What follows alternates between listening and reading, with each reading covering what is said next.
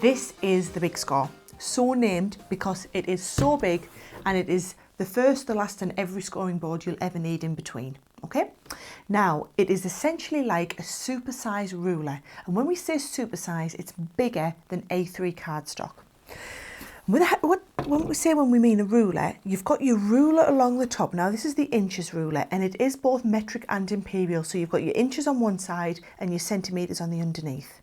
With your inches, you can see we go right down to 1/8 of an inch, which gives you the flexibility for very accurate scoring. When we flip over, you've got your centimetres, and it goes right down to 1/2 centimetre as well. So again, things like stepper cards, specialist style boxes can all be achieved on this product. Now, the scoring tool is integrated, so I'm going to pop that out.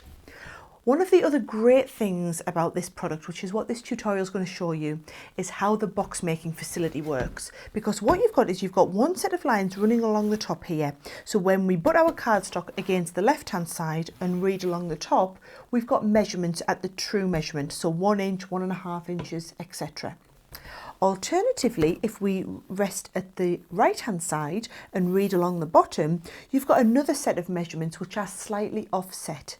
And it is the slight offset which enables you to make a perfectly matched box lid and box base. Now, all will become clear in a few moments. What I'm going to do is I've started with a sheet of A3 cardstock, and this is our double-sided Centura Pearl cardstock. And I'm going to make this magnificent mailing box, and this is one of the projects on the Big Score project CD. But just for me to show you exactly how this works, you can see we've got the box and the lid fits perfectly, absolutely perfectly over the base. So I'm going to start off by putting an inch wide tram line in the centre of my cardstock. Now, if you were using this to do a different shape box and you want to understand the principle of it, essentially I'm making a box which is 1 inch deep. So what you would do is measure the halfway point in your cardstock and then go 1/2 inch to one side, 1/2 inch to the other. And I can tell you that for A3, if you're doing 1 inch long, you need to go at 7 3/4 and again at 8 3/4. And that will put you 1 inch wide tram line in the centre part of your box. Now we're going to do box lid on this half and box base on this half. So for box lid, I'm resting up against the left hand side and we're going 1 inch deep. So just as you would make a regular box, we score at 1 inch, but only come down to the first line. Turn it round, I'm scoring 1 inch, and then turn it back round. Now here, what I would recommend is take your score line down from the inch, then back up, picking up the card and working backwards. So that is giving me a box lid that's 1 inch deep. On the other side of the card, I'm going to do the base, which is also 1 inch deep. But we come to the inch, and what it's doing is it's making the base 1 inch plus a little bit. And this plus a little bit is going to enable our lid to sit perfectly over the base. So you'll see that really come into effect here. And hopefully we'll be able to pick that up really detailed on the camera. At this part here, you can see this is not a straight line. It comes along and then you've got a slight drop down and then it continues a little bit further down. And that's just showing you how this line is at 1 inch plus a little bit. And that's the crux behind how all of this is going to work. So let's do that on the final side as well. So we move up from 1 inch and come back down. And again, you'll see that that inch line is falling just slightly in here like this. Okay. Now for the cutting. So I'm just going to bring in some small sharp scissors. And what you do is where you've got the two lines which almost come together, you cut straight up that line. Okay. And then on the other one, you cut in and cut a notch. Okay. So do the same here. We're cutting straight up that line. And then at that one, we cut in and cut a notch. And then on the other 4 sides, you just need to cut your notches as you would a regular box.